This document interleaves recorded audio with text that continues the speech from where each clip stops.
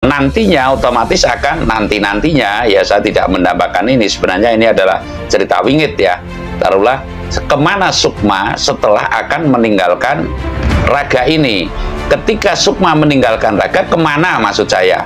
Lah tujuan ini penting diketahui dari sekarang, dan lalu bagaimana agar bisa sampai kepada asalnya itu. Sukma setelah meninggalkan raga mesti bisa bali marang asale, sebab saya pernah mendengar dari guru saya, dia menungso bisa bener-bener leh ngakoni urip saka kodratullah, gaweane Allah, diciptakan itu oleh Allah, umatnya Kanjeng Rasulullah.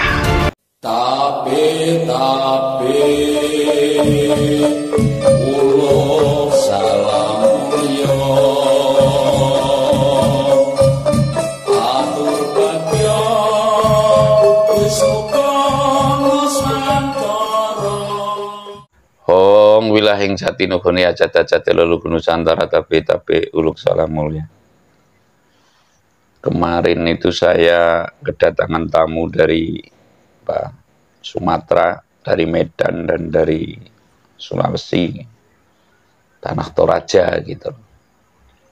Nah, dia mempertanyakan adanya, apakah ada ruh gentayangan atau sukma yang gentayangan begitu. Nah, saya akan mengulas di sini. Kalau kemarin sekilas saya juga sudah mengulas, namun ada patutnya kalau saya mengulas yang untuk didengar orang banyak. Kalau yang mau mendengarkan, kalau yang tidak ya enggak masalah begitu.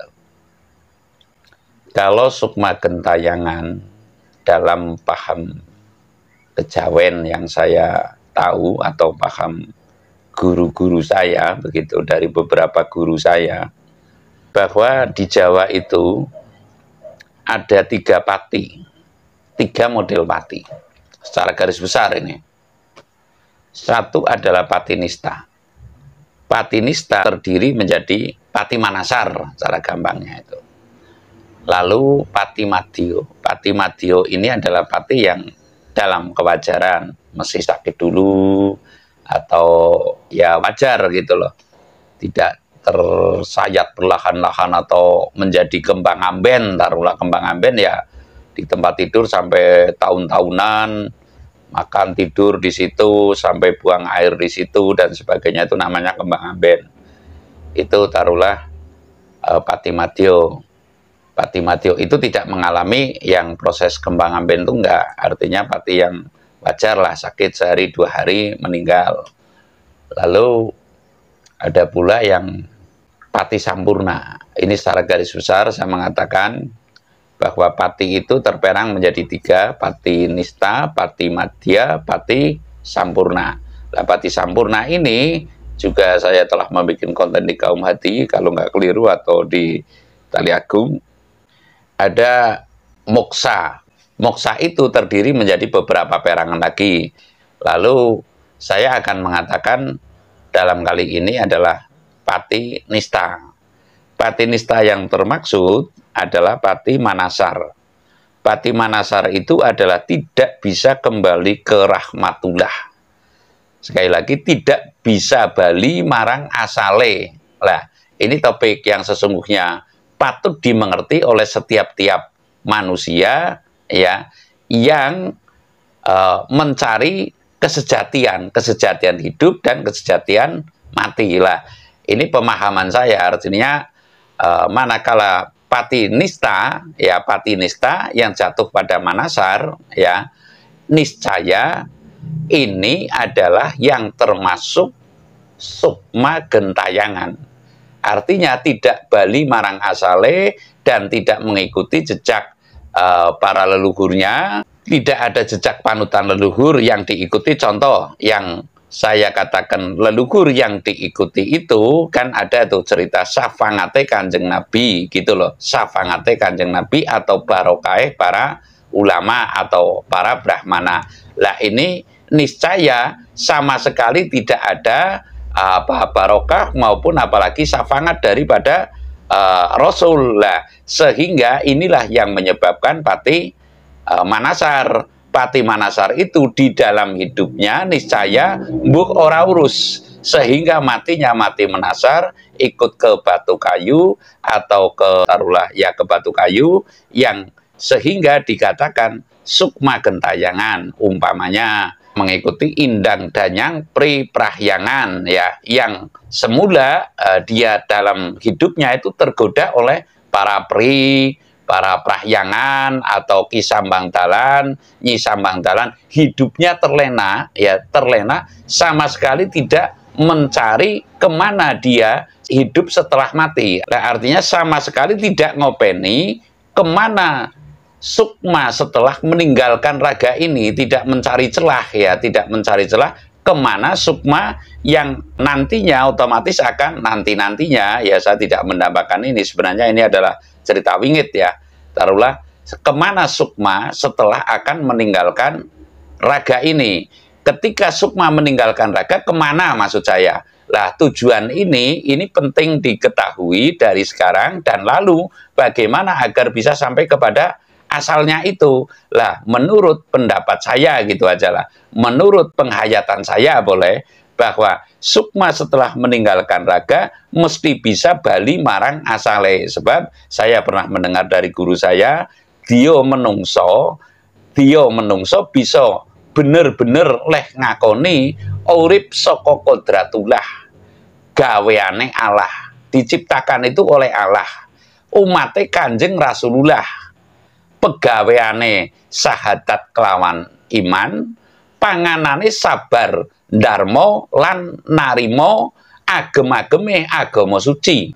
Sekali lagi saya mengatakan bahwasanya dia bisa ngakunono urip saka kodratullah, gaweane Allah atau ciptaannya Allah, ya, umate Kanjeng Rasulullah, pegaweane sahadat kelawan iman, panganane sabar dharma lan narimo agem-ageme agama suci. Lah, ini kata guru saya dulu. Jadi inilah sebuah jalan yang mesti kita yakini, yang semestinya kita yakini, dan kita selalu berpijak kepada itu.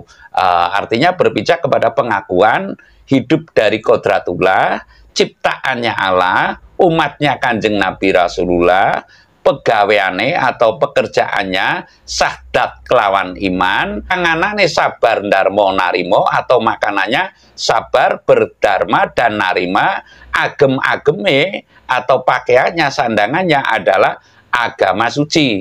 Lah, ini untuk bisa menggapai balik ke maring asale atau kembali ke asalnya, mesti manusia bisa memahami ini dan melakukan. Kalau memahami tidak melakukan juga sama saja konyol begitu, ya. Artinya banyak kan menurut saya ini orang yang membaca ayat suci namun melanggar ayat suci itu. Lah, dalam hal ini saya akan mengatakan bahwasanya adakah sukma gentayangan, ya. Pada prinsipnya saya meyakini ada, ya. Sukma gentayangan ini adalah kaum yang Mati Manasar, ikutnya Indang Danyang Pri Prahyangan, ilu-ilu Banaspati, Wewe Gombe, Bajo Barat, Sasosasi, lan sapanunggalane, yang dikarenakan dia terlena dengan pepais dunia atau hiasan dunia ini, dan lalu sama sekali dia tidak mengupayakan, tidak meyakini urip saka kodratullah, gaweane Allah, umate Rasulullah, pegaweane sadat kelawan iman, agama-ageme agama suci. Ini sama sekali, artinya dia cuek bebek lah, taruhlah, tidak memahami ini, sehingga dia terlena dalam kehidupannya. Niscaya dia hanya mencintai dunia yang berlebihan. Perhitungannya adalah hidup itu ya harus begini, hanya pikiran murni tanpa bernalar pun tidak, dan apalagi menghayati sejatinya hidup.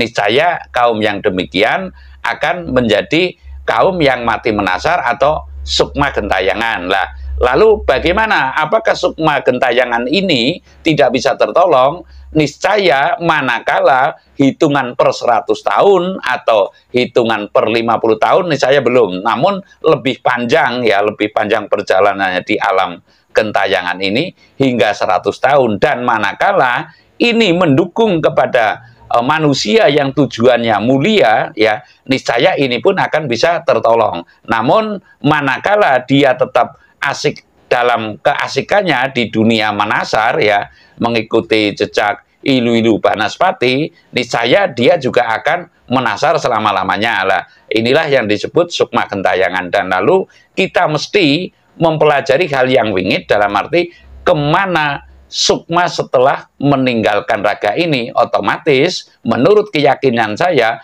mesti bisa kembali ke asalnya. Adapun cara dan sebagainya ya menurut keyakinannya masing-masing. Namun saya akan menjelaskan dan sedikit menandaskan, manakala kita tidak mengetahui dari sekarang, niscaya kita tidak akan mengetahui setelah kita pulang. Saya rasa demikian. Terima kasih.